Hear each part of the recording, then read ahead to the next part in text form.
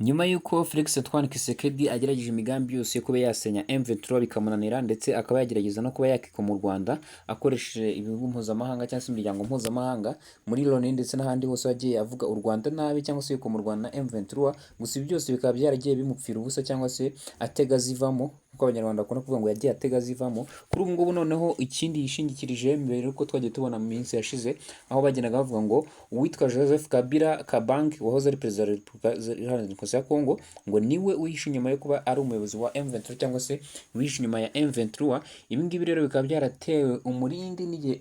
Joseph Kabila yanyuze mu Rwanda akajya mu gace ka Goma cyangwa se mu mujyi wa Goma gukontororwa na M23. Ibi ngibi rero bikababaza Tshisekedi akavuga ko uyu mugabo ari we urimo uramugambanira ku buryo bushoboka bwose. Ibi ngibi rero byaje kuviramo ko Tshisekedi yahisemo guha igihano cy'urupfu uwitwa Joseph Kabila. Ubu ngubu Joseph Kabila yamaze gukatirwa igihano cy'urupfu ndetse akaba arimo mu bantu bashakishwa cyane muri Repubulika Iharanira Demokarasi ya Kongo nyuma ya Sultani Makenga ndetse na Willy Ngoma ndetse n'abandi bayobozi ba M23. Joseph Kabila nawe yiyongereye ku bantu bashakishwa cyane muri iki gihe, cyane cyane ko arimo arashinjwa kuba ari we muyobozi w'umutwe wa M23 ndetse akaba ari nawe ufitanye isano n'u Rwanda, akaba afitanye ubucuti budasanzwe n'u Rwanda. Ibi ngibi rero akaba ari ibintu biri gutuma Felix Antoine Tshisekedi avuga ko Joseph Kabila agomba kwicwa uko byagenda kose. Akaba yamaze gukatirwa rero igihano cy'urupfu n'urukiko rukuru rwo muri Kongo, aho arimo arashakishwa cyane, aho bashyizeho n'amafaranga menshi ku muntu uzamubona kugira ngo abashe kuba yakatirwa iki gihano cy'urupfu yahawe. Ibi ngibi rero bikaba byakomeje kuvugisha imiryango mpuzamahanga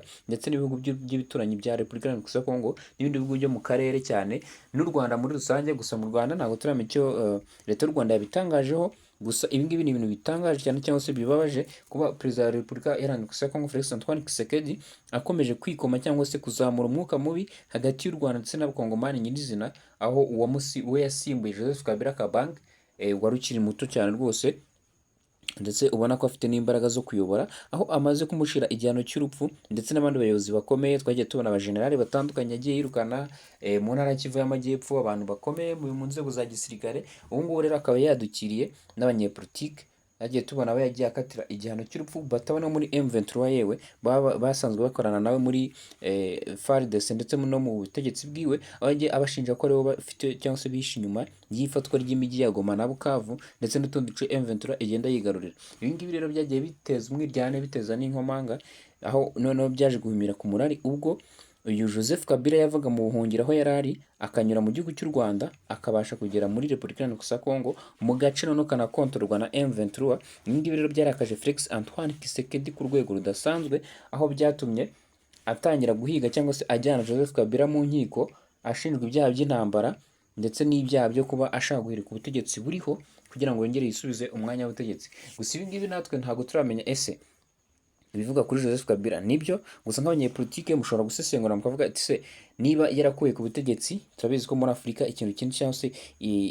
uburyo bwo kujya ku butegetsi cyane cyane ni intambara cyangwa se ni coup d'etat. Ati niba Joseph Kabila yari umunyamaboko ukomeye cyane muri Repubulika Iharanira Demokarasi ya Kongo akaba yaravanywe ku butegetsi kandi ubutegetsi buriho akaba atabwishimiye, ni gute atakiyunga ku muryango cyangwa se ku mutwe wa M23 urimo urashaka kurwanya ubwo butegetsi mu gihe abona ko uwo mutwe ufite imbaraga cyangwa se ushobora kuba bimufashamo. Gusa nabwo ikindi kikibazwaho, ese Kabila Joseph Kabila tubona uyu nguyu ndetse na Sultani Makenga ndetse n'abandi bayobozi ba M23 ba Willy Ngoma ndetse n'abandi batandukanye, ese bazemera kuba bakorana na Joseph Kabila nk'umuntu wahoze ari umuyobozi muri Repubulika Iharanira Demokarasi ya Kongo, cyane ko nawe nta bintu byinshi bidasanzwe yaharanira